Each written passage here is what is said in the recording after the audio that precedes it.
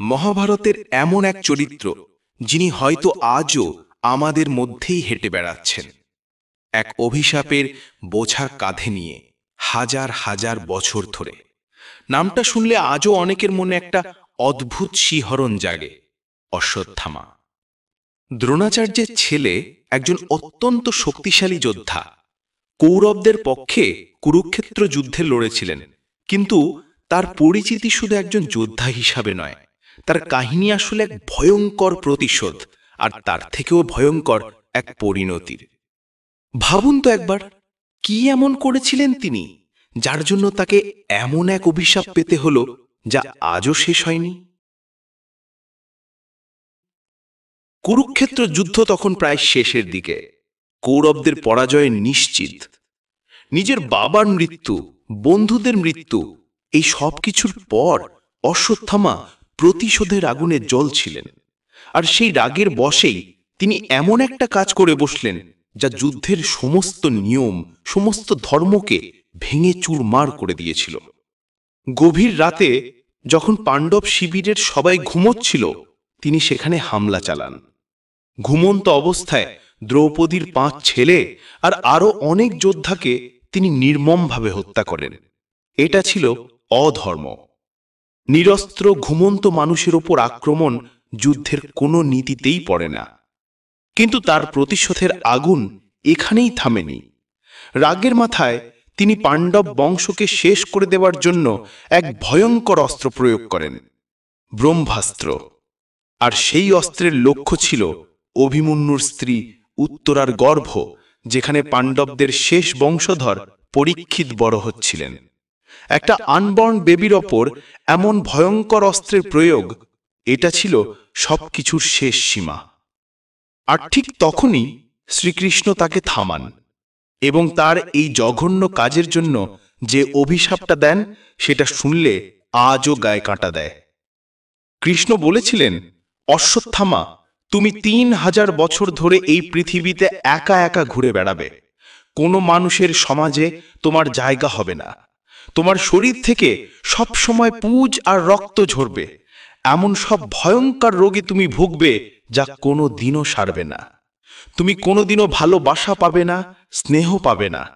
এই শাস্তি তুমি ভোগ করবে কলিযুগের শেষ পর্যন্ত। এই অভিশাপের সাথে সাথে কৃষ্ণ তার কপালে থাকা মণিটাও কেড়ে নেন। ওই মণিটাই ছিল তার সমস্ত শক্তির উৎস, তার রক্ষা কবচ। মণিটা চলে যাবার সাথে সাথে তার কপালে একটা গভীর ক্ষত তৈরি হয়, যা কোনো দিনও ভরবে না। অভিশাপটা অমরত্বের, কিন্তু এটা কোনো বরদান নয়।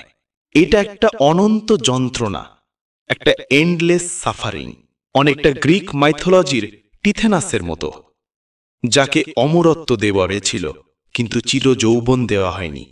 ফলে সে শুধু বুড়ো হতেই থাকে, কিন্তু মরতে পারে না। অশ্বত্থামার অমরত্বটাও ঠিক তেমনই এক অভিশাপ। এখন প্রশ্ন হলো, এই বিশ্বাসটা এত হাজার বছর ধরে টিকে আছে কেন? এর পেছনে একটা গভীর সাইকোলজিক্যাল কারণ আছে। আমরা মানুষরা আসলে মৃত্যুকে ভয় পাই। আমরা অমর হতে চাই। অশ্বত্থামার কাহিনী আমাদের মনে সেই অমরত্বের ধারণাকে বাঁচিয়ে রাখে। আর তাছাড়াও আমাদের পুরাণে চিরঞ্জীবীর একটা কনসেপ্ট আছে, মানে যারা কল্পের শেষ পর্যন্ত বেঁচে থাকবেন। অশ্বত্থামা সেই 7 জন চিরঞ্জীবীর একজন। কিন্তু এই সব কিছুর কি কোনো প্রমাণ আছে? Are there any historical or archaeological evidences? উত্তরটা হলো না। কোনো বৈজ্ঞানিক বা ঐতিহাসিক প্রমাণ নেই। যা আছে তা হলো লোকবিশ্বাস আর কিছু মানুষের ব্যক্তিগত অভিজ্ঞতা। আর এই বিশ্বাসের ওপর ভর করেই ভারতের বিভিন্ন জায়গায় আজও মানুষ দাবি করে যে তারা অশ্বত্থামাকে দেখেছে। বিশ্বাস করা হয় মধ্যপ্রদেশের বুরহানপুরের কাছে আশিরগড় দুর্গ, সেখানকার শিব মন্দিরে অশ্বত্থামা আজও রোজ পুজো দিতে আসেন। ভোরবেলা মন্দিরে তাজা ফুল আর চন্দন অর্পণ করে তিনি নাকি অদৃশ্য হয়ে যান। এমনকি ব্রিটিশ আমলের এক অফিসার আর্সকিন তার লেখাতেও এমন এক অদ্ভুত লম্বা মানুষের কথা উল্লেখ করেছিলেন যে ভোরবেলা মন্দিরে ঢুকে মিলিয়ে যেত।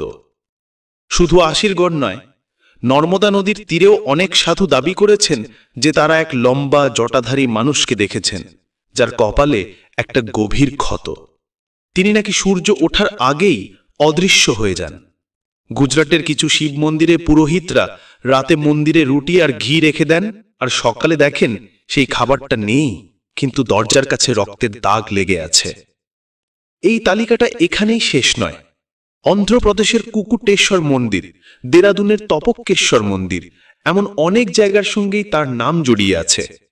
1912 সালে সাধু বাসুদেবানন্দ সরস্বতী তো মধ্যপ্রদেশের শুল্পনেশ্বরের গভীর জঙ্গলে অশ্বত্থামার সাথে সাক্ষাৎ করার কথাও লিখে গেছেন। এই সমস্ত কাহিনীগুলো সত্যি কি মিথ্যে সেই বিতর্কে আমরা যাব না, কারণ অশ্বত্থামার চরিত্রটা এখন আর শুধু মহাভারতের একটা চরিত্র নয়, সে আমাদের কালচারের একটা অংশ হয়ে গেছে।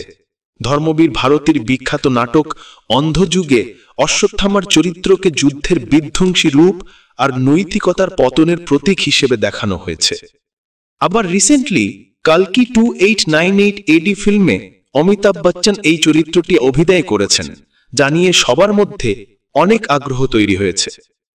আসলে অশ্বত্থামা শুধু একজন ব্যক্তি নন, তিনি একটা আইডিয়া, একটা প্রতীক। প্রতিশোধ আর ঘৃণা মানুষকে কতটা নিচে নামাতে পারে তার প্রতীক।